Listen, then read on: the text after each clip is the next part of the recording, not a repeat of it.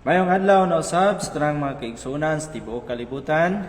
Ug usab mayong adlaw sa atong duha ka igsuong nag-request og hymn number 396 si Brother Alvin Bansel Sangguan, kuno ko masayop gikan sa Iglesia sa Pitugo. Mayong adlaw sa tanang mga igsuon diha sa Iglesia sa Pitugo. Og mayong adlaw usab sa atong igsuong Marcelino Badyuan, kuno ko masayop.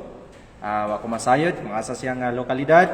Brad, mayong adlaw sa nang makigsuunan diha sa inyong lokalidad. So karon atong awiton ang hymn number 396.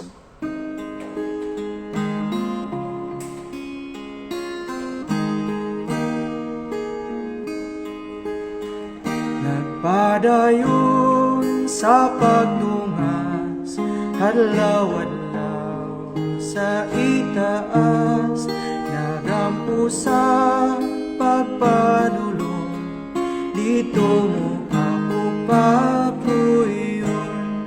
Ginoo pabarug ako sa iyotang talas kanan, sa dapit nga labing abo, dito mo ako papuyon.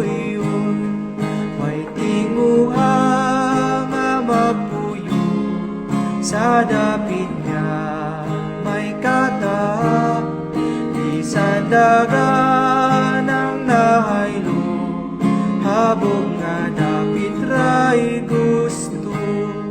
Ginoo pabarug ako sa iyotang talas kanan, sa dapit nga labing abo, dito mo papuyon.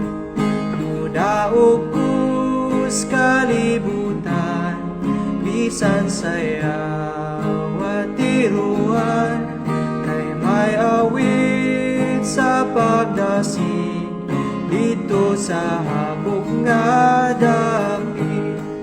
Ginoo pabarug ako sa iyotang talas kanan, sa dapit nga labing abo, dito mo ako papuyon. Sakon ko ang kinatungyan, aron himay ang makitaan, makampo ko magpadayon sa habog nga dapit dadon. Ginoo pabarug ako sa iyotang talas kanan, sa dapit nga labing abo, dito mo ako papuyon.